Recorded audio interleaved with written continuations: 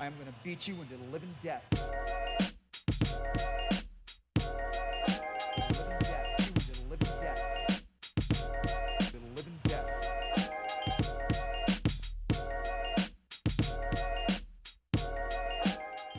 What's up, everybody? Welcome to the Walkout Network. It's your man, Ant Walker, here with the latest edition of the Living Death Show. Very happy, as always, to discuss some mixed martial arts with two gentlemen that I love very much and you love just as much. We don't need to introduce them, but yes, every week we do it anyway because we love them so much. First up is the jack of all trades who has mastered them all, the senior editor of SureDog.com, and the big homie, Ben Duffy. Ben, how you doing today? Man, I have not mastered the trade of sleep. I look forward to getting some more practice as soon as this show is over. But aside from that, I'm doing great. As always, good to talk to you guys on a Monday. All right, so we've got the implied social clock that has started ticking for Mr. Duffy. We will honor that, sir. Beautiful shirt, by the way, and of course, the man who anchors the panel every week with the stats, the facts, the figures, and the numbers. The associate editor of SureDog.com, also my good friend, Mr. Jay Petrie. Jay, how you doing today, my man? Ready to talk fights. In the interest of keeping things brief for Mr. D, stat of the week, 2. 2 is the stat of the week because 2 is a number that most people wouldn't have thought fathomable in terms of Kamaru Usman losing 2 fights in a row. Now, this was a guy who had a 15-fight UFC streak going, was 1 away from catching Anderson Silva, and now he's on a skid. He was the next. He was good. He was the chosen one. He was gonna, destroy the Sith, not join them, or he was gonna pass GSP and do all the things. And 2 is our stat of the week. Yeah, very, very interesting events to discuss from the main attraction at UFC 286. But before we jump into all the fun and fisticuffs, remember to like, subscribe, share, tell a friend to tell a friend, tell that friend to tell 10 more friends. Gentlemen, let's go ahead and break it down here. Leon Edwards, once again, gets to call himself the UFC welterweight champion. He has now the emerald or something added to the belt that he won from Kamaru Usman via that insane head kick. This time he gets it done by decision. In my opinion, a fairly clear-cut decision. I know scorecards were all over the place. So let's start there before we get into any of the X's and O's.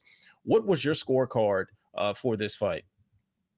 I scored at 48-46 Edwards. I gave Edwards 1, 2, 4, and 5, and I gave Usman the third round along with the point deduction that made it a 10-8 round. Having said that, several of the other rounds were very close, so I can definitely see how some people got a draw, but I gave 4 rounds out of 5 to Edwards. Yeah. Jay, what about you?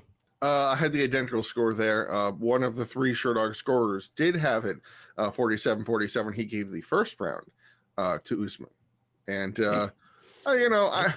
I can see some of the, while giving the 10-8 in the third round after the point deduction. I can see that in any metric. I can see, okay, maybe 4 was close or whatever was close, that it's a debate. But if you argue, this is something we've talked about plenty of times. If you argue that this and this rounds were close, like if 2 or 3 rounds were nail biting close, then is there an argument to say Usman won? Because I don't think so. Even though you can argue that the rounds were very close. I see your point, Jay, and I feel like I'm on an island on this one. My scorecard was 49-45. I gave every single round to Leon Edwards, and including the round where he got the point deduction, making that a 9-9. From what I'm looking at MMA decisions right now, they're new MMA decisions. So make sure you don't go to the old website. The old one is down. So no just MMAdecisions.com now. I don't. That's why it doesn't work. Yes, it was driving me nuts. It's like driving me nuts. TweetDeck did the same thing. So I was losing my mind until I realized that was the change. But anyway, I am the one person, although I didn't submit scores for the site for this event. I am not among anyone who is listed. Everyone down from former guest on this show to friends and colleagues and potential adversaries. I didn't look at all the names. I don't know if I dislike anybody on the list, but still, there's no one else with a 49-45 scorecard. And I will, when I tweeted that out, I got no backlash. That tells me that this was a pretty damn close fight, closer than I saw it. But in my opinion, Edwards had control over the majority of the time in the rounds, and his moments of control were a lot more controlling than the moments that Usman had the driver's seat. So fellas, talk me off a ledge here. Am I going crazy in my analysis? How did you see the actual X's and O's? I mean, it's funny. I picked this fight wrong. I expected that this was going to look like the first fight, only without the 5th round head kick. I thought both of these guys have things to take back to the drawing board to draw up in camp. But if you've got Trevor Whitman and a half a year and change to work, and all you got to do is keep your hand up, with a minute left in the round, you got this in the bag. Two things happened. One, Usman came out looking dodgy, to use a British term. Just maybe the guy that has to walk upstairs backwards and avoids walking on concrete surfaces. His knees just don't let him do the Kamaru Usman thing anymore. But more important than that, since that's not provable one way or the other, Edwards came in with a different game plan, and it was shockingly effective. I mean, X's and O's, he figured out the perfect way to stop Usman's favorite things to do. And I would not have predicted it. And I'm fine with your scorecard because I said several of the rounds were close, and that includes the one I awarded to Usman. Like, yeah, I don't have a problem with a 49-45 scorecard at all. Well, you can back it up on the judges' scorecards because every one of the judges scored. Each, if you look at the individual scorecards, you can pick out the rounds and say that at least one judge every single. There was only one unanimous round, was there? First round. The first round, yeah. First round. Nope. 5th round as well. Okay. So there were 2, but still, that says something. And yeah, I mean, I didn't see. We talk about how fighters prepare for a bad stylistic matchup, and you go, okay, yes, he doesn't have great takedown defense, but he's training with Ed Ruth now, so maybe he's going to get some of that wrestling to rub, that kind of argument that we hear all the time, and we laugh it up because we say, well, how the heck is 4 months of drilling wrestling going to make it so he can defend himself against a guy who's been training wrestling for 30 years? Like, it always seems like that. And many of the times it shows. You go, okay, a guy, he can stuff a couple, but then he just can't anymore. He doesn't have the willpower, doesn't have the juice, whatever it is. Or the grappler takes a different approach. Whatever it is, generally speaking, that doesn't happen. So for Edwards to have not only stuffed 11 of 15 takedowns, but to have only been controlled for, I think, what was it, the 5th round that he got him down and held him down for any considerable stretch, was something I could never have picked. Because how do you improve that much over a weakness that you had recently? I mean, it was August, I think, when they first fought. So it's not, 4 months, but still, it's the improvements that Edwards made were just beyond expectations. And in addition to that, he was pinpoint accurate with everything he threw. I mean, I think he landed 50 of 53 leg kicks. That's numbers that, even if you toss it out, you get checked, whatever block or you miss or anything like that. Edwards was this. We often say that a fighter has to have their best performance to possibly win this game. This was A+ Leon Edwards right here, guys. Yeah, this seemed like the perfect storm of what Leon Edwards has to offer. I think we can't discredit at all Ben's initial statement about Usman appearing a little different. Like he seemed, and this is something that when we broke this fight down last week, I believe, Jay, you were the only one that picked Edwards. Am I correct on that? Oh, I picked. You picked Usman as well. Okay. So I know we all sort of agree that if Usman looked different, like if he looked affected by the knockout, either physically and or mentally, then we're getting real interesting here as far as what can happen. And from my perspective, it looked like Usman was affected physically, possibly by the legs. I think his legs appeared skinnier than normal. He looked a lot more top heavy than I can recall in his last several outings. He also had these moments of hesitation. And I think it's understandable when the last time you stood in front of this person after you were dominating them, they put your lights out in such a violent fashion. That makes sense. But I think from Edwards' perspective, he pretty much drilled enough wrestling to do what he needed to do. It wasn't, when we see a lot of times they bring some high level wrestler into the camp, or they bring this high level kickboxer or whatever high level discipline specialist that they bring in. We a lot of times we see a fighter try to embody that. And we see a guy try to match, like he said, oh, I've been training this wrestling, I'm going to out wrestle him. Or I'm going to allow his wrestling to get to a certain point to show my skills. Or I'm going to stand there and stand in the pocket with this really slick boxer. They'll do things that are counterproductive to their own game plans in service of the drills and the preparation specifically for the camp. Edwards looked like he took away the little chunks of wrestling, the little finer details that are necessary to just disrupt someone's wrestling, like breaking the grips. You know, every time Usman was able to get a hold of the waist or get a hold of a leg, that not only was the footwork tricky for him to navigate because Edwards was switching stances a little more than we're used to seeing him do. And that's going to change the angle of the takedown and whatnot. But whenever Usman got a hold of him, it took a lot more effort for Usman to get that grip. And more often than not, he was able to prevent the hands from locking and get out of there. And that just took a lot, I think, physically and mentally, yet again, from Usman. So not only do you have the memory or lack thereof of how their previous fight ended, you also, now the one thing that you were banking on being able to do again, now it's a lot harder to do it. I think that has a double whammy as far as the mentality is concerned.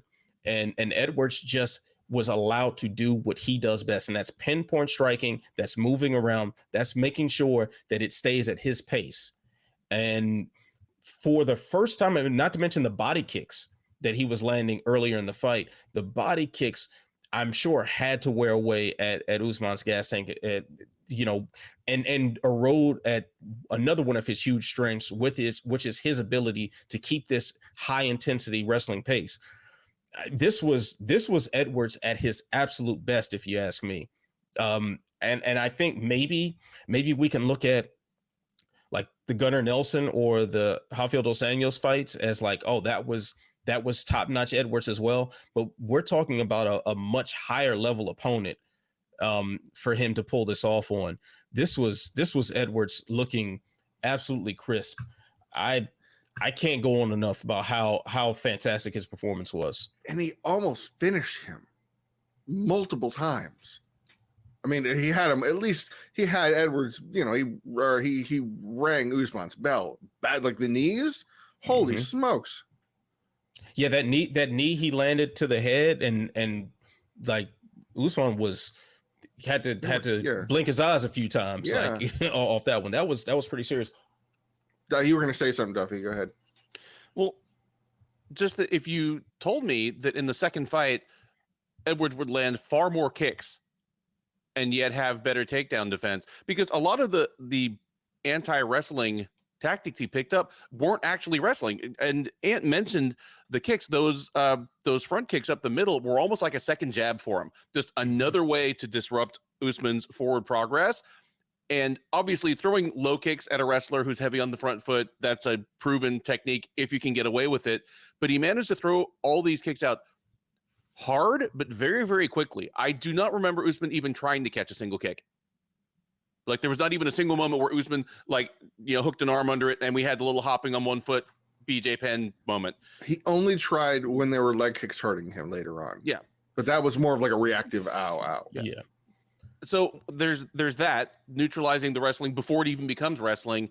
And then one of Usman's favorite strategies, if he's not dropping levels for a full-on double leg takedown, is just to do a semi-level drop, shove you into the fence. And obviously Kamaru Usman chest to chest, pushing you into the fence it has traditionally been the closest thing modern MMA has to the ninth circle of hell. But Edwards didn't let him get there. He threw intercepting knees, but even better, he was winning the head position battle before it was a head position battle. Every time Usman came in, Edwards was the taller fighter. His head was on top and just sort of blunted Usman's forward motion, left him in position to eat those intercepting knees. It was just a clinic in anti-wrestling against a guy who has been one of the most dominant takedown artists in the sport for at least the last 5 or 6 years. I'm going to go out on a limb here. And I did a little bit of research in the meantime to make sure I'm not talking out of my somewhere. The last time a British in Great Britain, according to the BritishWrestling.org, won a gold medal was 1908 in London, where it just so happens that 11 Great Britain-based wrestlers won medals across three golds. A little bit of home cooking there, probably. A little bit of something going on. It was 1908. There was, a couple things happening at the time. It has been since 1908 that there has been even a silver medal. Like, it's been all bronzes, and that last one was in 84.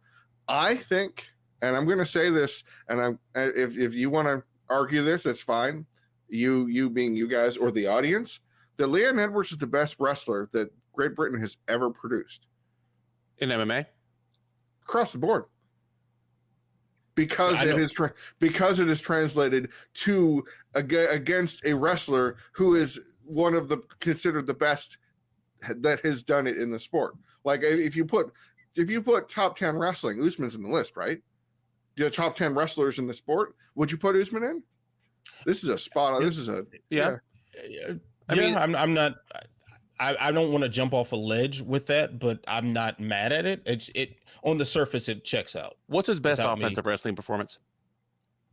Woodley, Edwards, or Usman. Oh, Edwards, Gunnar Nelson, maybe.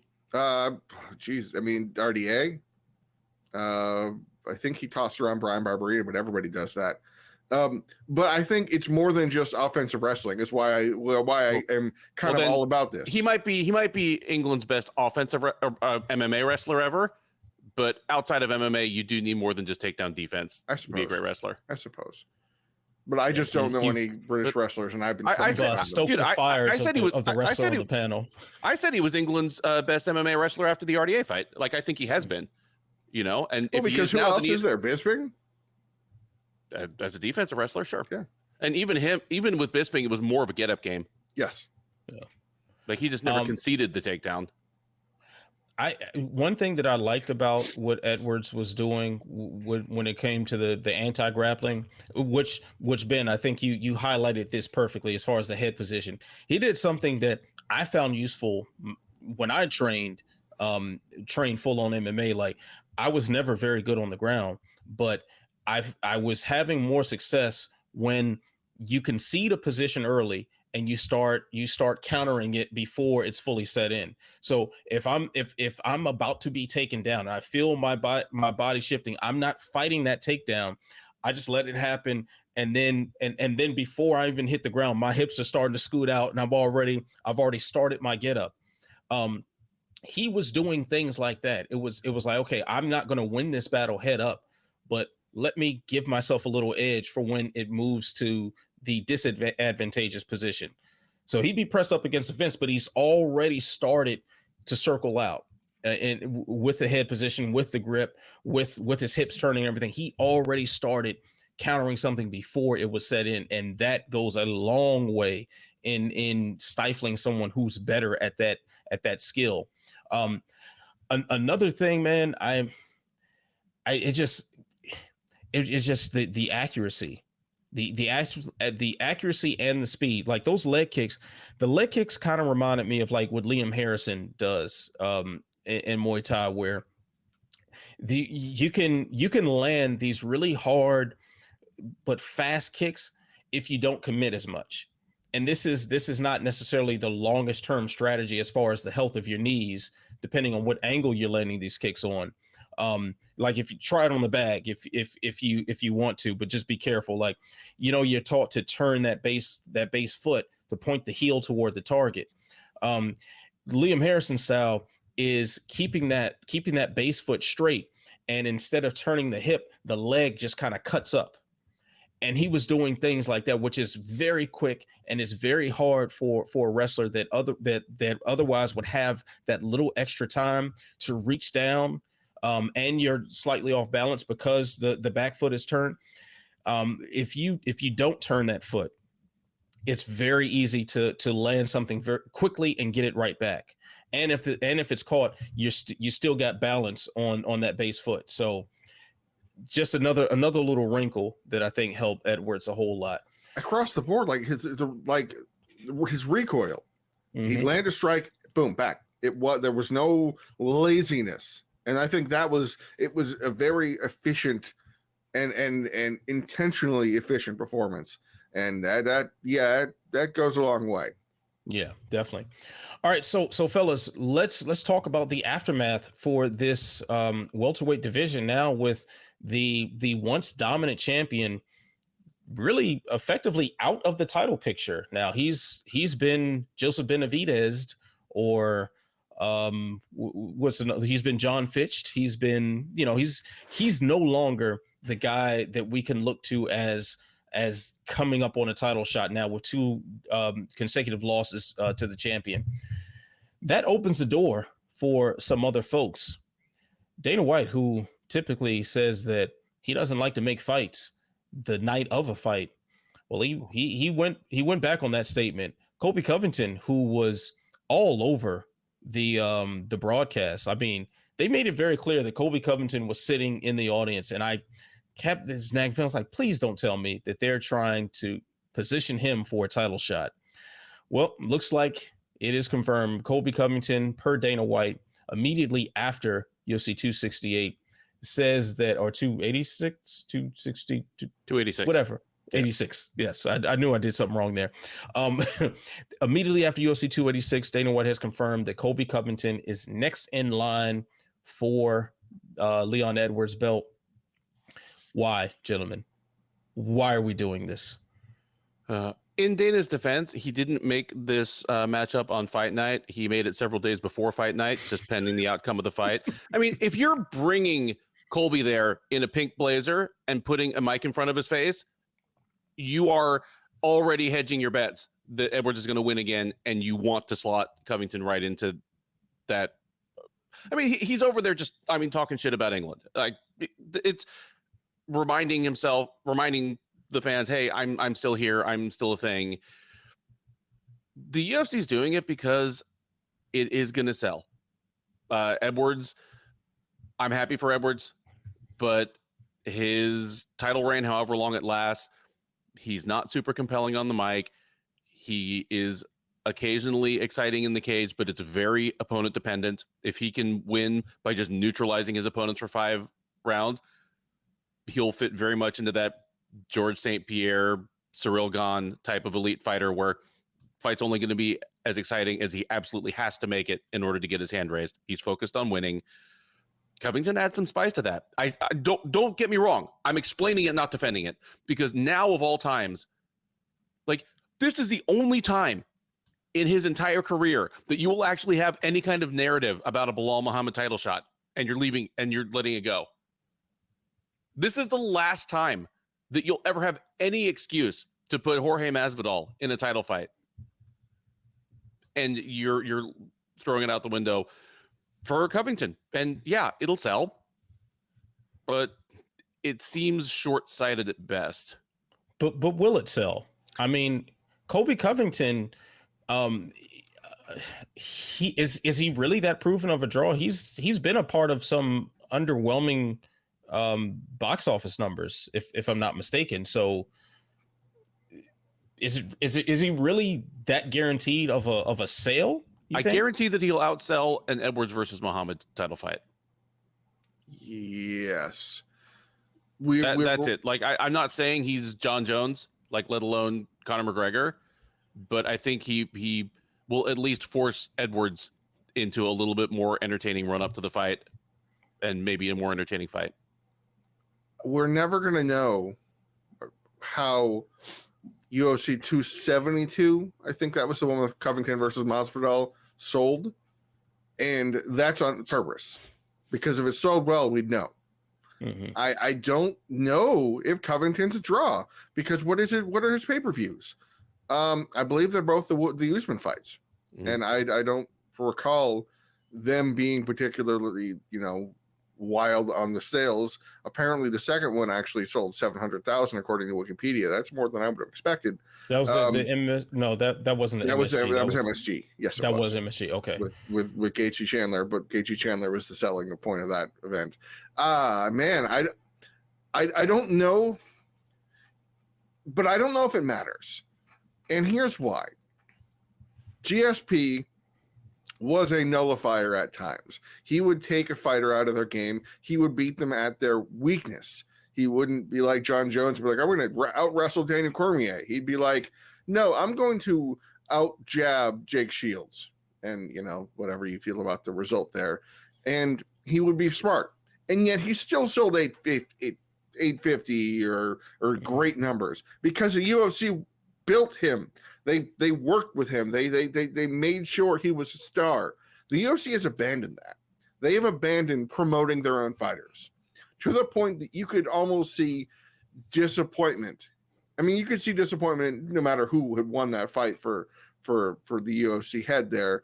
But were they hedging their bets that Edwards would win by bringing Colby there? Or were they just wanting to remind people that Colby was still around? And even if Usman won, you can then sell, well, Colby's going to win. He's going to fight the winner of, well, I don't know.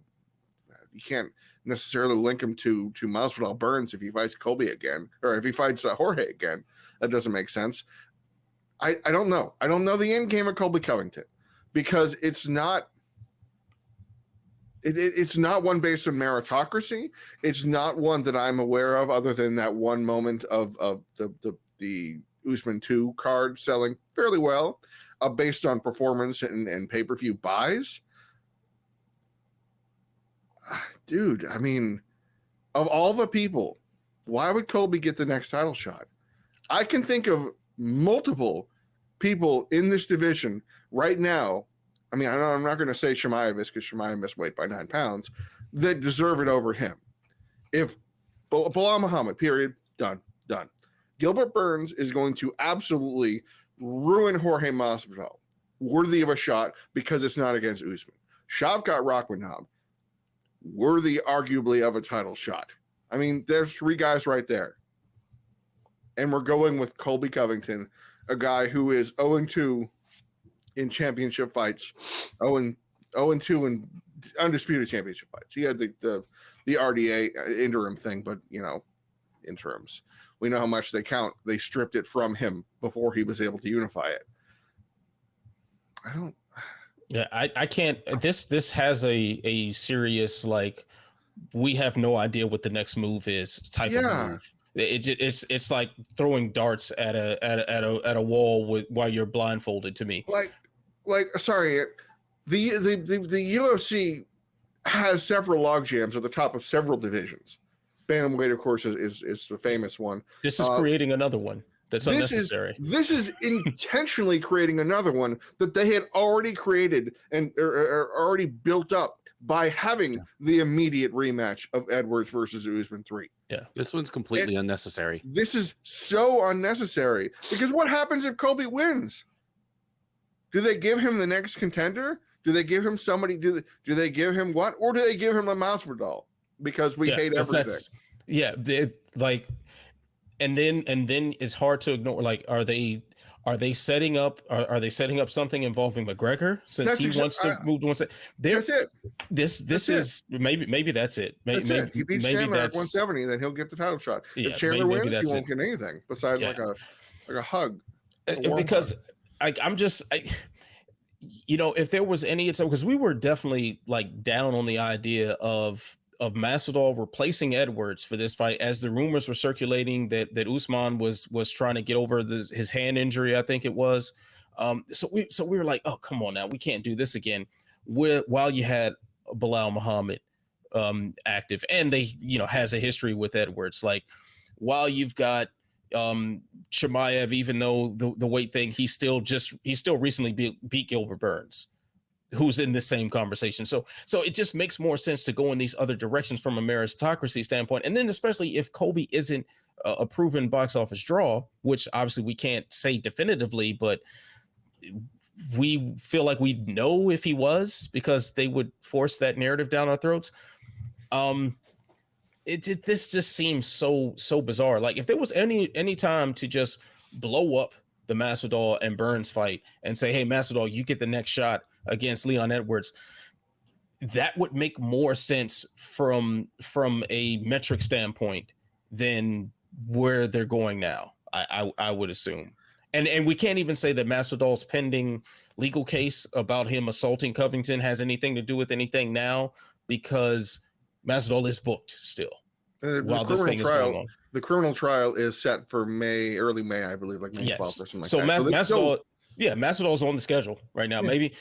Maybe because the fight's in Miami, that maybe you can't leave the state. I don't know. Like, I feel like that would have been. How much does the ankle bracelet weigh? Is that going to like affect his? He might have to cut an extra couple of pounds. Yeah. These things look heavy. I've never had one on, but commission approved ankle bracelet. You got to put the neoprene sleeve on top of it. Like, okay, Ben Duffy, gun to your head, of all the fights that you could make at the end of UFC 286, how far down would you have had to go to make Belal Muhammad versus Shavkat Rakhmonov?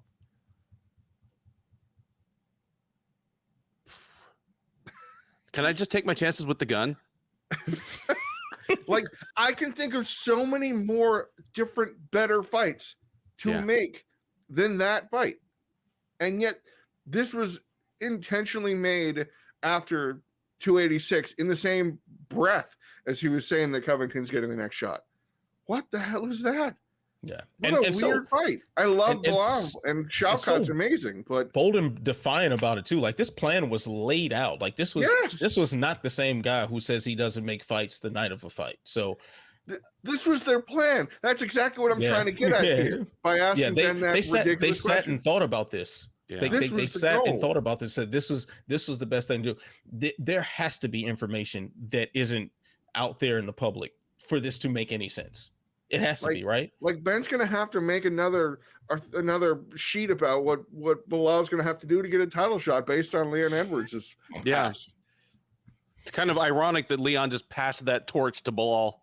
Yeah, I tweeted that, I think, an hour or so after the fight. Was like, Belal Muhammad is the new Leon Edwards. Like, that's... And Leon Edwards was the new John Fitch. But here, where it's being passed directly, maybe it's like the ring. And Belal's going to fight somebody that, like 4 years from now, Shavkat Rakhmonov is going to have 15 straight wins in the welterweight division. It'll be like, what does Shavkat Rakhmonov have to do to get a title? I don't know. He has to fight Michael Chiesa. Yeah. All right, fellas. Well, let's keep things pushing, because we did have a former interim champion put on a stunner of a performance in the co-main event. Justin Gaethje gets his hand raised above Rafael Fiziev. I almost said Rafael, but then I remembered he's not Brazilian. So fellas, before we ask, once again, before we get into some of the other aspects of this, what was your scorecard for this? I had it, was it 28-27 for Fiziev? Would you guys have it? Or 29-28. Sorry. Okay. Oh. Yeah, sorry. I said that wrong, right? Yeah. I scored it 29-28, Gaethje, but I have no problem with 29-28 Fiziev. Like, a very closely contested fight. Second round was the one that was the swing round, I guess. For sure. Yeah. Although no, actually no, because two judges scored round one for Fiziev. Well, I scored round 1 for Fiziev. You scored round 1 for Fiziev. Yeah. Okay. All right. Fiziev, Gaethje, and round 2 was the swing. Okay, got it. All right, there we go. I was all 29-28. I didn't think. I'm not as. It was a close enough round, but I thought that Gaethje's power, impact, power, damage, whatever you want to call that particular way. We were taught in the judging courses that there is a particular kind of weighting you're going to want to give towards strikes that have an appreciable effect, a visible effect. I'm not talking about like surface cuts. I'm talking about like a jab is not going to be as score effective as a strike that knocks a guy back, knocks a guy off balance, whatever it may be. And I felt that Gaethje's were the more significant, in terms of using that actual term, were more significant than Fiziev's, to give the 29-28. Who did you guys pick to win it beforehand? I picked Fiziev. Okay. So did I.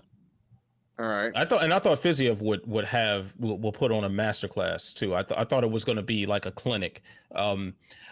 I underestimated the pure resilience of Justin Gaethje. It's like the things that Fiziev was doing to him, especially in that first round, like the body kicks that he was landing on him, like some of the counters and stuff.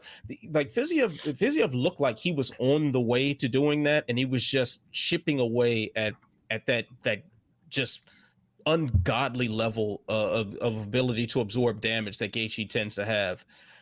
And then it just never actually chipped away enough.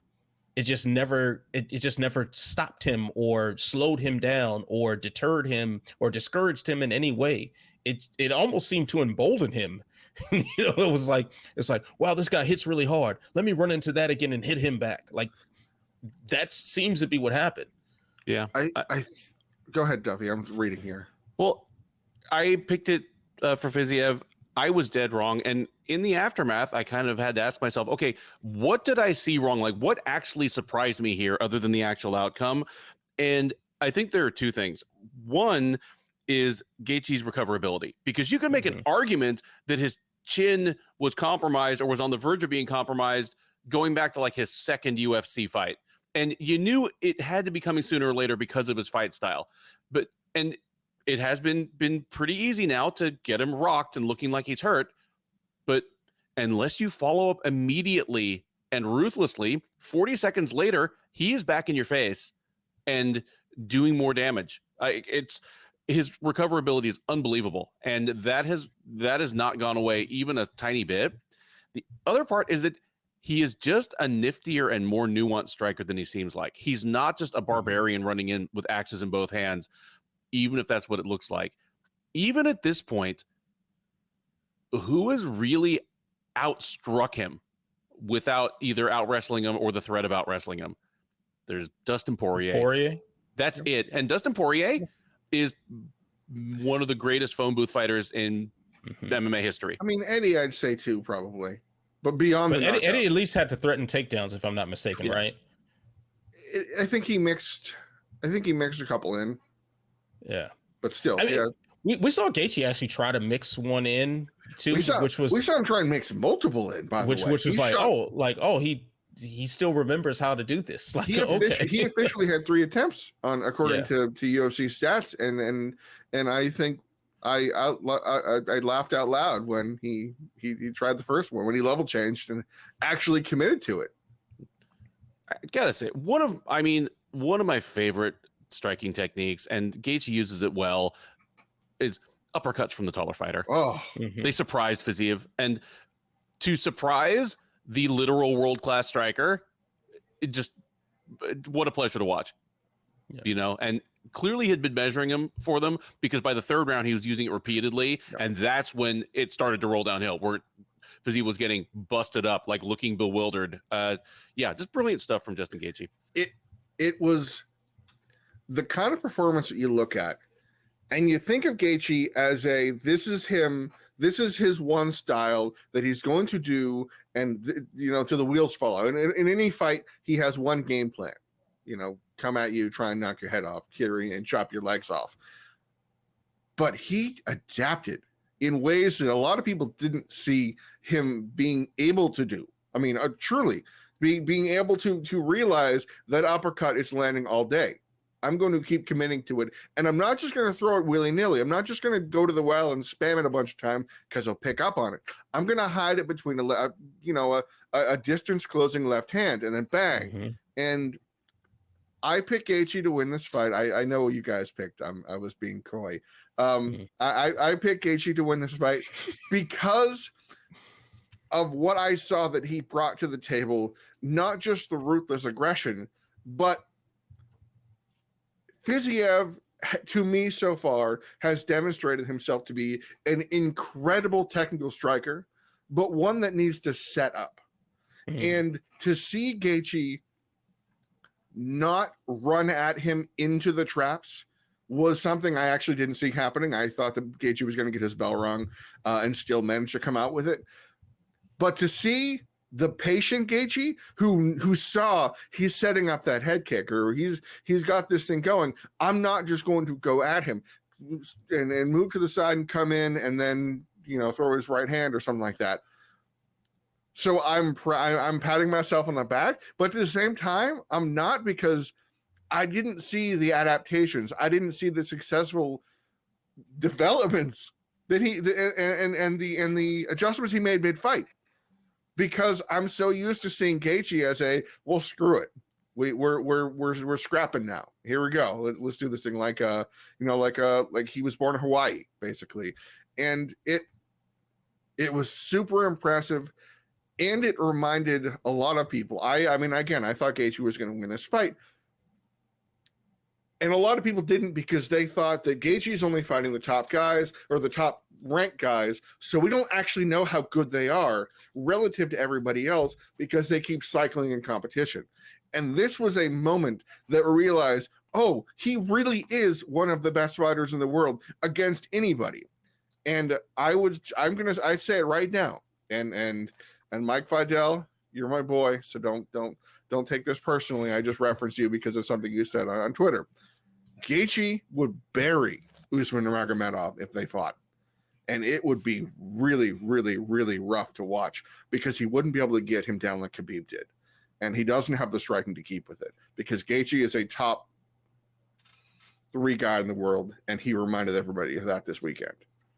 Well, not for me to rub it in the face of anybody that's out there, working for other outlets and active on social media, whom I actually respect even when he's dead fucking wrong. But I was on Who, me?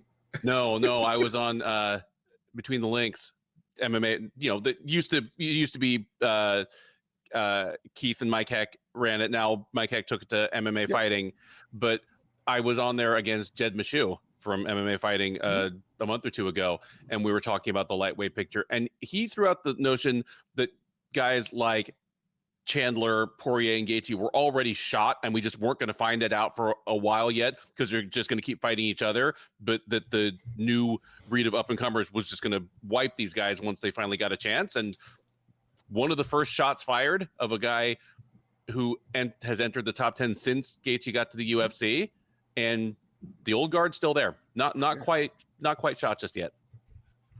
It gave me more confidence in him. Again, I'm way beyond trying to toot my own horn. Having expected Gaethje was going to win, I did say very specifically, and this is the last bastion of great Gaethje, because we're going to see it, that the field is about to pass him by, like Figueiredo Marino. We're like, okay, he's still winning this thing, and he's still clubbing him with massive power, but I can see Marino's going to get up there. I didn't think that. I thought that Gaethje, put him against Poirier, he might win that thing. This is if you decided to throw a Mateusz Gamrot at him, you'd be like, maybe not. Maybe you don't want to burn another up-and-comer now on Gaethje, because he's a dangerous prospect. And the way he said that he's going for one last title picture, you almost don't want to throw him against those guys. You almost want to let him try. And then if he fails, then you give him that thing. Because, Gaethje sells. Holy smokes. You have a highlight reel that is longer than anything, guys, is he the most exciting fighter that we've seen? Like, I'm in hyperbole mode. I'm in Keith Schillen, very excited about a fight or about an event, and I'm going to go a little overboard, but it's okay because it's all in good fun. Gaethje, man, I can't think of a guy who every fight is must see like him. Yeah, I mean, if he's not, if he's not, he's what, top 3? You know, You're muted, Ben. Yeah, you muted, Ben. Like he passed Robbie Lawler for me 2 X's to go. I think he's number 1, and I thought it in the wake of the fight, and I still do. You can find guys that are consistently exciting for a short period of time with the right opponent at a sort of marginally high level, but who is exciting? A fight of the year contender every single time out, regardless of opponent, against the best fighters in the game, where people tend to be more defensively sound, able to take care of themselves. It's unheard of. Even Robbie Lawler had weird wilderness years where he was fighting middling 185ers in, Elite XC and Strike Force. He was the most exciting fighter in the sport for like a 2 or 3 year span. Gaethje has never had a bad fight. Yeah. He's got like 25 fights and he's never had a bad fight. And you think about some of the other people that we would label as exciting, and some of that excitement comes with their personality. You think of like a I don't know, like an Anderson Silva or Fedor, like the mystique around them. Yeah. That kind of overshadows some of those odd performances or, slow pace fights that they might have had. Or low level opponents that they teed off on. Like a Matt Brown or something like that, where he had a ton of exciting fights, but he wasn't always fighting the best. But Gaethje checks all those boxes. The one, and I think even, and Jay, I'm glad you brought up sort of like your surprise about the adjustments that he made, because like previously maybe we would have said that he didn't check the boxes as far as you being into something more technical and something more nuanced. But damn, he gave a lot of nuance and a lot of adaptation to his technique. Over the course of his career, even like think about the rebrand that he gave himself after the Alvarez and Poirier fights, where it was just a slight sliver of patience that he showed. And then he crushed Edson Barboza and Cowboy and Tony Ferguson and whatnot. Like Justin Gaethje checks all those boxes. So it's very difficult to not put him at number 1, and at worst top 3. And it's just that simple. Like Gaethje is one of the best. And Jay, I'm another thing that I'm glad you brought up as far as wanting him to have a title shot. Like, how disruptive is this to our preconceived notions about the lightweight title picture after Islam Makhachev defeated Volkanovski recently? How disruptive is this Gaethje win to that whole picture now? It depends on who they make him fight next. Honestly, because they're not going to make him fight Islam. That's not. I don't believe that would be in the cards. I think there are many more people that they would throw in there ahead of Gaethje, whether deserve or not. I said it already that Gaethje Poirier 2 was the fight to make, and that's the one that can get the crack at the gold, because what else? Belal Muhammad can do it in the meantime or whatever. Do we know who Islam's fighting next? Have they? He's campaigning to fight Edwards. Yeah, well, that's stupid. That's not gonna, hope that fails. That's nonsense. I honestly think Islam is probably going to be on somewhat of a holding pattern right now until this whole Ultimate Fighter thing plays out. Man, if they really do hold off for Chandler Connor, especially if they're, from what I recall, they're fighting at 170. I mean, I don't think that's official. I don't think that's official. Doesn't matter. But that's what we in the media sphere are aware is that the fight's gonna be at 170. If Conor McGregor gets a title shot off of beating Michael Chandler, I really what I think is going to happen. I think there's going to be a holding pattern for both for the lightweight division. We have Colby and Leon Edwards fight. unfortunately, and the results of that are going to be the results of that. But if Conor McGregor emerges victorious against Michael Chandler, he gets his pick. Does he want a shot at lightweight or does he want a shot at welterweight? And if it's Colby, probably more inclined. He might be more inclined for that just off the. Then again, yeah, Colby's more hittable of Leon and Colby's more hittable, but with Islam, you've got the Khabib Jr. angle. Yeah. So I'm gonna beat your protege and then call you back and say I would have beaten you next exactly. time. So I think Khabib comes back. That's such a potential gold mine to have Conor in a winning position and then have his pick of what division he wants to get a title shot at. That's what I think is going to happen. If he beats Chandler. So in the meantime, if Islam isn't begging to fight at 155 right now, then I just let him chill out. That's probably what they're doing. I mean, and it's why they're also making Dariush Oliveira. That's exactly why they're doing that. To then have the possibility of Oliveira knock off Benny and be like, hey, fine, get that out of here. We don't really want that. Because Beneil Dariush is the Belal Muhammad at 155. Yeah. And that's really a darn shame. Yeah. So this is there are multiple angles that they can go with this. And I think all roads point back to what in our opinion is the worst case scenario. Yeah. So that's what I think is happening there. Now, fellas, let's keep things pushing here because we had an announcement on the broadcast that felt long overdue, but for me felt very soon considering recent events. Anderson Silva, one of the GOAT candidates, someone that his name always comes up in every show simply because he's that great and there's so many wonderful moments to reference. He is now officially going to be inducted into the UFC Hall of Fame this summer for International Fight Week. So I'll start with the first question before I ask the contradictory one. Ben, why did it take so long? Probably because the UFC was wary that he was flirting with and then actually fighting with Jake Paul, and not just fighting with him, but taking a very active part in the build up for that.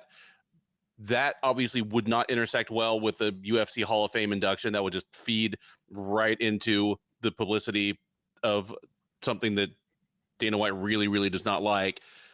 There was always the fear that he'd crop up a recently enshrined UFC Hall of Famer fighting for Bellator or ONE or something. But the UFC sat on this for a long time, and you can tell because that reel that they ran on Saturday, that had 2-year-old interview segments. Like some of those interview segments were clearly recorded in like 2021. So they had this ready to go, and they just kind of, put it in that little crisper drawer at the bottom of the fridge, hoping it would stay fresh until needed. That's exactly what it was. I mean, you saw, you're like, oh, this wasn't recorded this weekend. So Jay, there's TJ Dillashaw. Sell me some Toyo tires. with his shoulders intact. Oh, okay. So Jay, I'm going to ask you the exact opposite question. Why did it happen so soon? I think it happened directly in response. I mean, there was a gap, but at the same time, it's a July induction, so it could have been any time between then. It was a direct result of Anderson Silva losing to Jake Paul, and that is what they were holding on to. That I feel like, because if he had beaten that stupid Paul brother, they would have been able to sell Anderson Silva versus insert here, put him up against, I don't know, make a weird, awkward catchweight Mike Tyson fight. They because obviously Roy Jones Jr., they're not going to do that for stupid reasons. They should obviously do that fight, but no, let's make RJJ fight Anthony Pettis. It was responsive. It was intentional. It was, there's no more selling that the shine's gone, because some of the excitement about Anderson Silva going to boxing was, wow, he looks really good for his age, and no one's really had an issue with it. So the UFC, I could see, was like, we don't want to give them that selling power for the next fight. And at the exact first moment that they saw that his sell-by date was passed, I feel like that was why they did it so soon, because it was that moment of they've squeezed all the blood from this stone now. Like all he's going to be doing is fighting, influencers, and no one's going to watch that. If Paul Silva sells 200,000 buys, you're not getting any more out of him. Right. I'm recalling, sitting there with, in the media room with Scott Coker explaining the process it took to get Fedor and Brian Bader to have a rematch recently, and how these other names were offered to Fedor.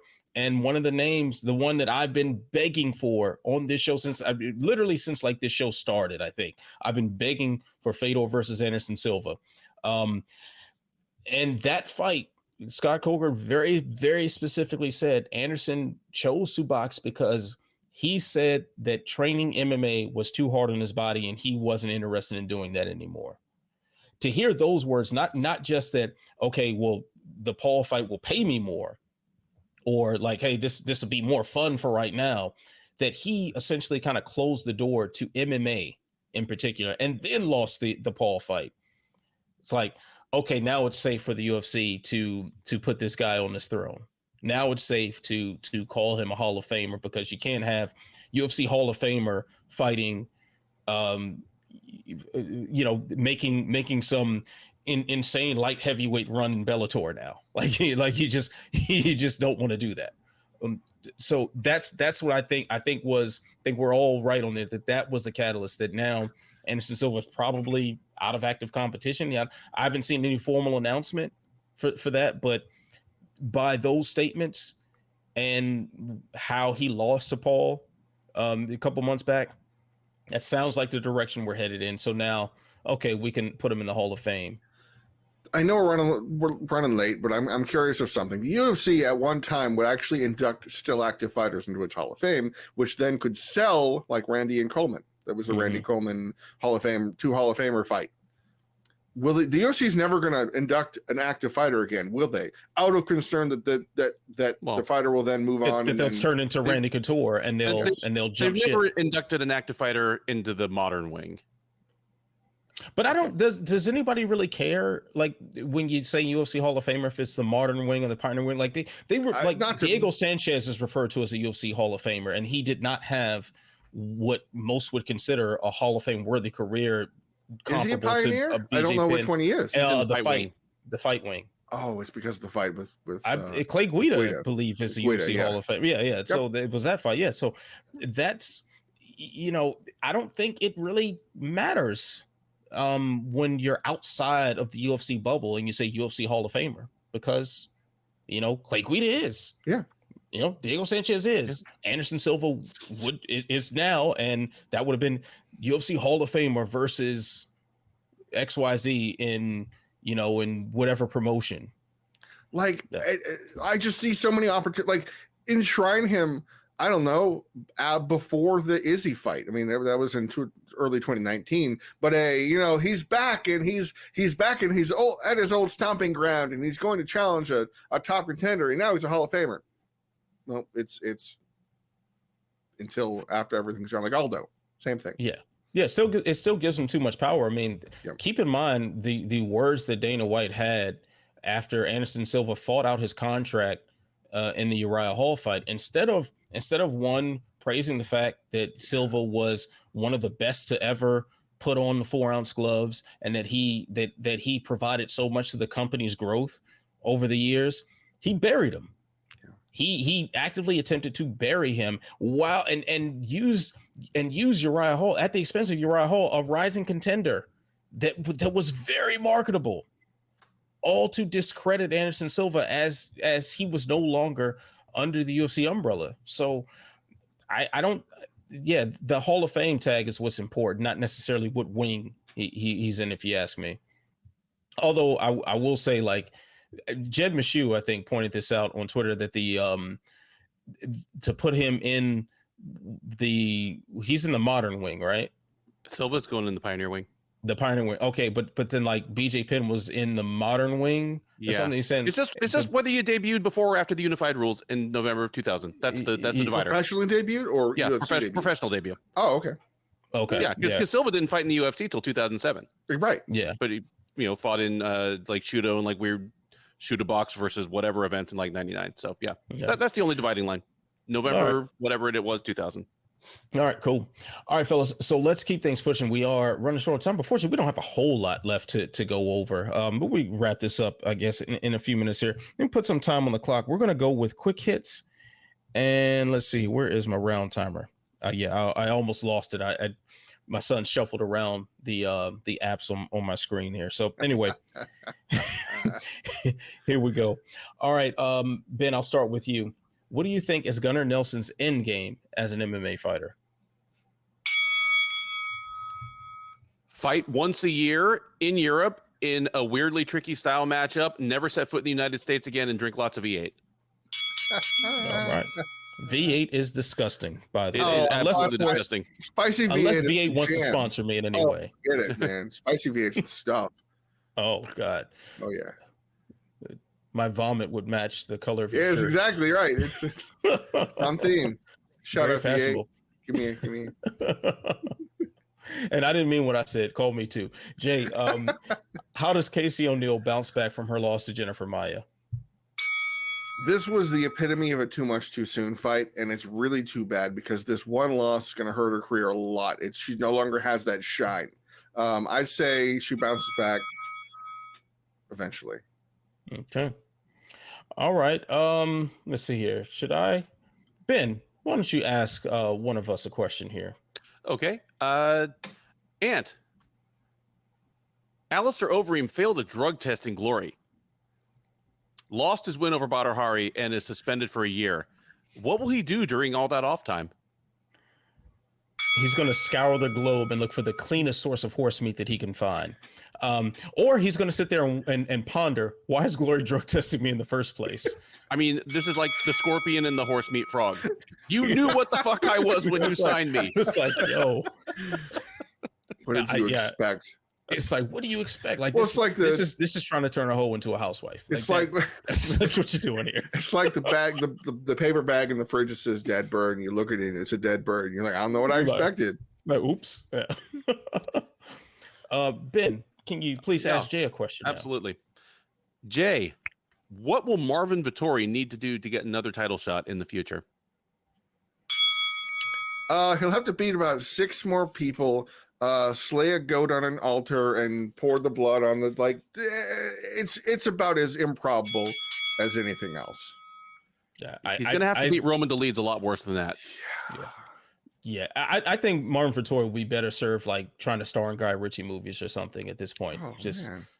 He would be the toughie. Yeah, movie. just be the one that doesn't say much, and he can wear his suit backwards. Yeah. That can be his thing. It's got the backwards suit. Call him Baxi. Baxi. All right. Now I want to make like a crisscross video with like Marvin Vettori. I missed the title shot. All right. Yeah, you got that one, Ben. Jay, why don't you go ahead and ask a question for the entire class? I'll ask a question for the whole class. Did Muhammad Mokaev tap? I don't know if y'all saw the video that made the rounds. Did he tap? And if he did or not, what should be done about that? Allow me. Please. He tapped.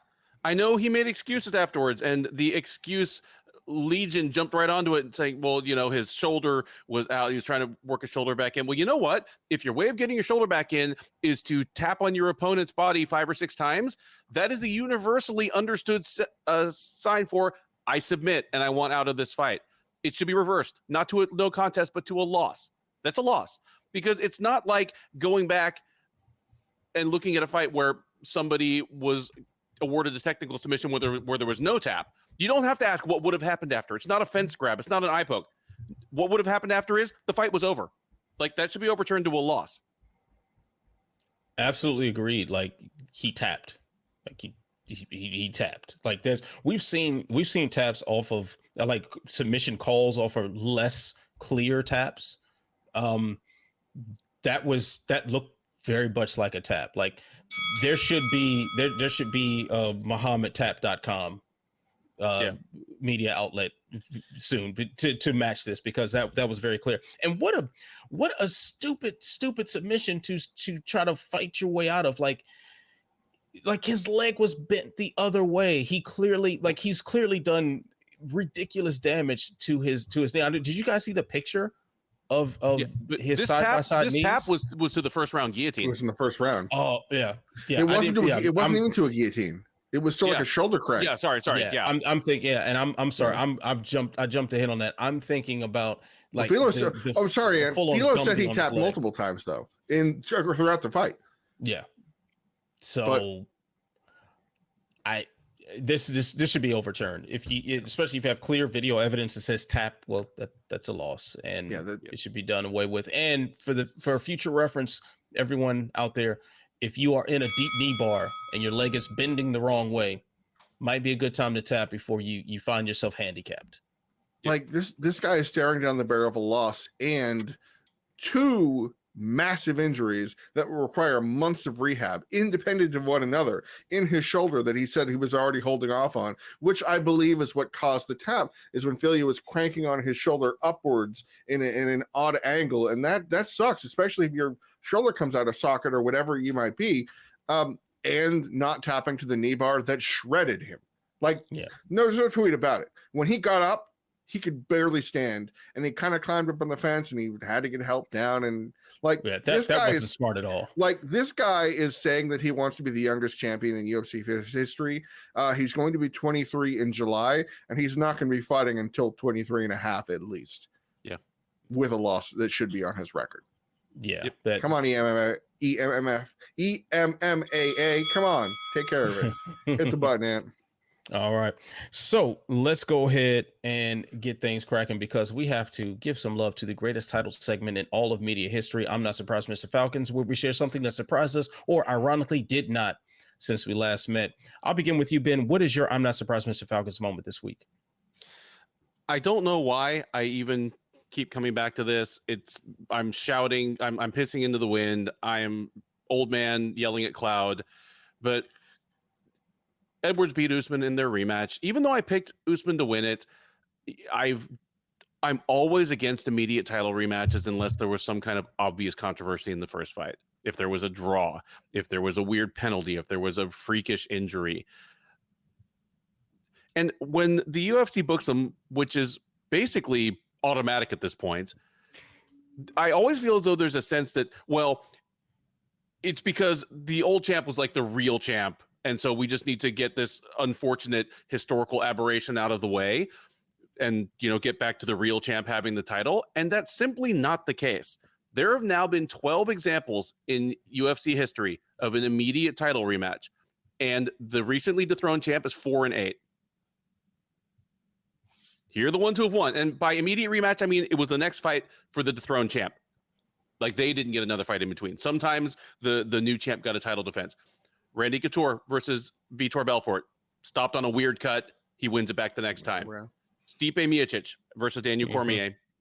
Davis and Figueiredo, where they had a draw and fought again, and he beat Moreno in the rematch. Amanda Nunes, where she had a miserable night, came back and showed what was up. The rest of them, Penn versus Edgar, Silva versus Weidman, Cormier versus Stipe, Holloway versus Volkanovski, Garbrandt versus Dillashaw, Joanna versus Rose, Zhang versus Rose, and now Usman versus Edwards. Like, Edgar versus Henderson. No, Rousey didn't immediate. No, Edgar versus Henderson though. I think that was that an immediate rematch for that Frankie? was yeah. Okay, yeah, and Edgar lost, and Edgar lost again. Edgar lost again. In furtherance of your argument. So it's just let the new champ defend the title against someone else. There is always someone else, and in some of these divisions, there is an embarrassing amount of somebody else just queuing up and waiting. it's just so wrongheaded, and it hamstrings so many UFC divisions. Like 2 or 3 divisions at any one time are in the middle of an unnecessary logjam. And Usman is shot now. Like, I don't mean shot career-wise, or physically or whatever. I mean, you can't sell another Usman title fight for a little while. Nope. Not as long as Edwards is the champ. Especially with Edwards as the champ. And so now you've got Usman, who on his way up just always said, I'm a fucking problem after all of his wins. Now he's a real fucking problem because he can still beat most of your top 10 guys. And he's just going to float around like Holly Holm until he's 41 years old, not even being a gatekeeper, but like a goalie and like swatting everyone away. So yeah, it's just dumb. And I'm not surprised. Can you imagine if he had to fight Jan Blachowicz, Usman? No. Yeah. And that was something that was just that was like a real talking point. Which, but that was one of those things that I think instantly, if you had an ounce of brain matter working, you're just this is stupid. Yeah, because that just that little picture of them standing next to it. They could do it. Yeah, they could. Like, no, Usman could take him down. I'm like, he would get knocked out. See, first round knockout. Yeah, weight classes exist for a reason, people. In case you haven't realized. All right, so Jay, what's your I'm not surprised, Mr. Falcons moment this week? Last week, I spoke about Bob Sapp and Quentin Jackson versus John Nutt and Andrew Wood, which would be headlining Fight Circus 4 on April 1st. I'd be remiss if I don't talk about my favorite thing that will actually be happening, also be happening on this Fight Circus event. Full Metal Dojo is pulling out a couple stops and doing something quite unique. It is running it's not a fight, it's an event almost that you'd call it. The Musical Chairs of Doom, where there will be 6 competitors of roughly equal weight, all with Muay Thai experience, like 135 pounds or so, give or take. And they'll all be playing musical chairs. They're all fighters. They'll all be playing musical chairs. The winner at the end of musical chairs will pick one of the other 5 people and say, I want to fight you. And the person that is selected will say, okay, we're fighting in MMA or Muay Thai, or they get to choose the discipline in which they are competing as the chosen person. They fight, and it's fun. Part 2, because there's 4 other people that have competed in musical chairs. A large Phuket-based fitness trainer, what was his name? Walter John Veal, a very shredded guy, will say, all right, I'm going to pick 2 of your remaining 4 and fight both of you at the same time. So in an MMA asymmetrical match, he'll fight 2-on-1. So that fight happens. It's a lot of fun. There are 2 more fighters left. The odd men out are donned lucha libre masks, and they cannot see out of them, and they have to fight one another in Muay Thai, blindfold Muay Thai rules, where their corners will be instructing them forward, kick, go, in blindfolded Muay Thai. The Musical Chairs of Doom, ladies and gentlemen. I'm not surprised, Mr. Falcons, that I didn't think of it first. Yeah, that's very elaborate and sounds just as entertaining. So yes. I'm very, very much looking forward to seeing that play out. So we'll have some more Fight Circus news as it develops. So yeah, more come from Fight Circus. I'm not surprised, Mr. Falcons takes a much more serious tone. Comes from UFC flyweight John Molina, who's temporarily suspended pending the investigation. Jeff Molina. Sorry. Temporarily suspended thanks to the whole James Krause betting scandal. But anyway, a rather graphic sex video hit the timeline if you were on Twitter, featuring him with another man, and this kind of forced Molina's hand into coming out as bi in a statement via Twitter, and so now he is the first known male UFC fighter to be part of the LGBTQ community. And that's a big deal. This is literally a historic moment. It's very unfortunate that this information came out the way it did, but credit to him for handling it in such a classy fashion. Let's recall not that long ago, he was taking the dais ahead of a fight, and or afterward was addressing the amount of people that were like flooding him with pretty much hate speech because he wore the Pride shorts. That's right. Yep. And he made a very eloquent statement about that was just like, hey, this is 2022, as this video happened last year. Like, why are we concerned about what other people are doing in bed? And this needs to be stopped, and this is stupid, and let's focus on what really matters and whatnot. That statement takes on a lot of extra meaning now that he was standing up for himself and not just others at that time. So needless to say, I'm not surprised by the amount of ignorance this has spawned. If you were to go across social media or even the comment section on articles and whatnot, and see the stupidity that's coming out of, quite frankly, a very stupid fan base. But I am also surprised by the amount of people, fighters in particular, that are standing up for him and that are lending his support and just saying, hey, we don't care about this. You're a good fighter. That's the sort of community that needs to be fostered in MMA. And hopefully the UFC takes this opportunity to do something that typically isn't done, and that's give more than lip service to issues of bigotry and whatnot that affect the sport, affect the fighters, and permeate through the fan base. So hopefully this becomes a springboard to something more positive overall for inclusion in the sport. But shout out to Jeff Molina for being a classy individual and handling it the way that he has. Fellas, the UFC does not believe that vacation time is a thing. Therefore, Saturday, the Octagon sets up shop in San Antonio, Texas. Marlon Vera and Corey Sandhagen are in the main event.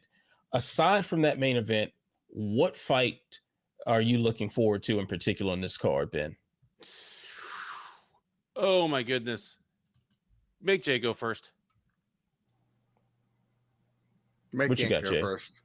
No, I'm kidding. I'm okay. I'm looking forward to it, but not because I'm actually looking forward to the competition itself. But I'm looking forward to it because of the ramifications that are obviously going to come from it. Holly Holm is 41 years old. She's 41 now. No more, I'm going to start a family and do my thing. She's 41 now and still fighting, and newly single, if I read the internet correctly. I mean, not to be gossipy, but no longer starting a new family is probably the reason she is fighting right now. Yeah. And she's fighting against a woman who has just started her own family in Yana Santos, formerly known as Yana Kunitskaya, who is going to have ultimate children with Thiago Santos that will be, they're going to be the best looking kids ever, and like they're going to wreck. Yeah, gonna wreck shop if they end up becoming fighters, whether or not. Like you put your 5-year-old in Taekwondo and you see some like tall blonde lady walking in with like some jacked, black Brazilian dude, just walk back out. Yeah, your kid does not want to smoke. Take them to gymnastics class. Yeah. Okay. So this fight, both ladies are coming off of losses. As Holly Holm lost a really close nail biter to Kelvin Vieira that was, not thrilling. And you can go, okay, it went both ways, but she still lost. It's a loss on her record. And Yana Santos last fought Irene Aldana and got punched out. So they're both, coming off of losses. You think, why the heck is that relevant? Well, because bantamweight is so starved for contenders, the winner is most likely going to be up for grabs for championship or aspirations, with Holly Holm number 3 and Santos number 6. When Holly Holm wins this fight, she will probably get another title shot and hang up her gloves, but it just sucks she has to fight Amanda Nunes because that they'll do that fight. And so that's the fight I'm kind of watching like this. Yeah. Ben, what you got? I mean, it took or would me you like for you to go first, or go ahead of you? Still? No, I'll go ahead and go. It gave me pause because this is a 13 fight card in San Antonio. 9 of the fights have at least one Texan on them. Like 7 of the 8 prelims do. It's a rare case of the UFC managing some solid geographical matchmaking, and some of those people are people I like a lot, But I'm excited for the ongoing adventure of Chidi and Njokuani. Mm-hmm. Like, he's a guy that I never expected to make it to the UFC. Just expected him to be a frustrating but talented fighter, often in the hinterlands forever. And he's in the UFC. He's lancing people. He was on his way to beating Gregory Rodriguez on a cut before Rodriguez was like, oh yeah, right, this guy's takedown defense is garbage. But that's not a route to victory that everyone can pursue. So I look forward to seeing what he can do to Albert Duraev as Duraev just like heedlessly tries to crash him for takedowns. It's going to be a lot of fun. One I'm looking forward to, and yet again, this isn't necessarily because the action that it will produce, but just sort of the state of the division. Andrea Lee and Macy Barber. I knew it. I knew that was one you're going to pick. Yeah, that's an odd one. I mean, yeah, I did not see that pick coming. I'm really interested in because the flyweight division, the women's flyweight division, has a whole new wrinkle to it now with a new champion, Valentina Shevchenko, no longer holding a belt. We're 1,000% certain that immediate rematch is going to happen, but it does change things. It brings a new electricity to a division that was sort of scraping along and just trying to find the next meal for Shevchenko to feast on before our eyes on pay-per-view. So Macy Barber, someone who has made her title aspirations very clear from jump. Maybe this is the injection of energy that she needs to sort of boost that hype train back up. Andrea Lee coming off of a loss too. Interesting to see style-wise how this plays out, but I think with this fight would not nearly have the same level of interest for me if we didn't have a new person at the top of the division. So I just want to see how this division looks without Shevchenko essentially in control of the whole thing. So this is it right here. If Barber wins, that's 4 in a row, and they were respectably. Yeah. Even though I thought that Maverick won, that's respectable names. Maverick, Montana De La Rosa, Jessica Ai, and Andrea Lee if she beats her. Yeah, that's a good win streak. Those are very credible wins. Not bad for somebody who was a bust at age 23, huh? Yeah, exactly. So I'm intrigued, very intrigued. So fellas, before we wrap things up here, let's just give some quick picks for Sandhagen versus Vera. Ben, who you got? I got Vera. I think Vera is such an underratedly, shockingly improved fighter over the course of his UFC career. He has an incredible story behind him. But most importantly, I think he's just the man of the hour. I think it's Vera time. He's entered that phase where he's not stylistically similar, but he's like Tony Ferguson in that all of his opponents look like they've been hit by a truck after they fight him. Like, you remember how those memes would circulate, 2 or 3 years ago? These are Tony Ferguson's last 7 opponents after their fight, and they all look like they've been thrown into a wood chipper. That's Vera. He's just hurting people regardless of style. And I think Sandhagen is an incredible fighter. He's one of the most purely enjoyable strikers to watch in the entire UFC. I love his skill set, but I think it's going to be rough sledding against Vera. I think Vera's going to hit him early and often, and not going to pick the finish here, but wins going away, and Sandhagen joins the rogues gallery of people with busted up faces. Jay, who you got? I see Vera being able to take Peter Yan's sort of, I'm a little smaller, but I can definitely reach you approach. They have the same reach, which is something you wouldn't expect because you think of Sandhagen as, he's almost 6 feet tall as a bantamweight. He's a scarecrow. And Vera is just doing all the right things at the exact right moment. There's the moments where a fighter they're on, and you go, I can see that they're, it's going to take a whole lot to get them out of there. And it's successive efforts where they're excelling and they're doing, great things. In his last 3 fights, Vera's landed 7 knockdowns combined in that. That's awesome. That's great stuff for a division that, I think does he have the record? If he doesn't have the record, he's fast approaching the bantamweight knockdown record.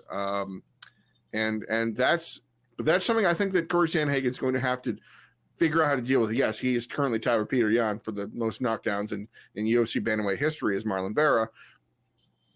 Sandhagen's awkward.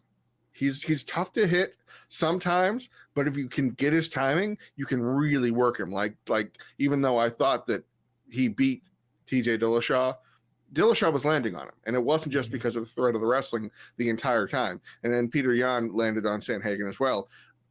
I think this is going to be just a smackdown, drag out, not brawl, but like technical brawl, like a Matt Brown kind of brawl, where they're just beating the stuffing out of each other. I too am not sure if the finish is going to materialize, but I'm confident enough that Vera is going to damage. He might get outstruck. Like Rob Font landed over 100 more significant strikes than him, but Vera dropped him again and again and was hurting him. I see that kind of situation where you might look at the numbers and be like, wow, like on paper, you'd be like, wow, Sandhagen landed 50 more strikes. How could he have won that fight? How could he have lost that fight? And you go, oh, wow, Vera lamped him almost. So, yeah, I see Vera by power and by leg kicks and by just a Tasmanian devil of offense. Yeah, I think I'm in agreement with you guys. I think Vera pulls a victory out of this. I don't see a finish either. I'd see this though being a violent spectacle. And despite the best efforts of Corey Sandhagen to slow down the pace and to keep things technical, and even though Sandhagen is no stranger to just letting loose with volume and just exploding and kind of doing crazy things on his own, like he's absolutely no stranger to that. But how often would you pick against Marlon Vera when it comes to just sheer violence that someone delivers at bantamweight? I think Sandhagen, even just his body dimensions, just his approach, like, which is awkward and stuff, I think it just lends itself to someone like Vera to be able to force it into being a fight. And Vera just has just the right amount of technique at the right times to keep it from devolving into Rock'em Sock'em Robots. And that I think that weird middle ground is where he shines. And I think Corey Sandhagen will be sort of like the perfect canvas to put that upon. And really, I know next week when we discuss like what happened in this fight, we're going to have some interesting conversations about what the bantamweight division looks like, considering some of the recent action, what's coming up next, and what we're going to see Saturday night. So I'm looking forward to that. Gentlemen, that's going to do it for this edition of the Living Death Show. Big shout out to Jay and Ben for once again holding it down. Check out their fine work on Sherdog.com. You can catch my work on MMA On Point. Remember to like, subscribe, share, tell a friend to tell a friend, tell that friend to tell 10 more friends. Stay beautiful, stay positive, stay sexy. I'll see you when I see you. Peace.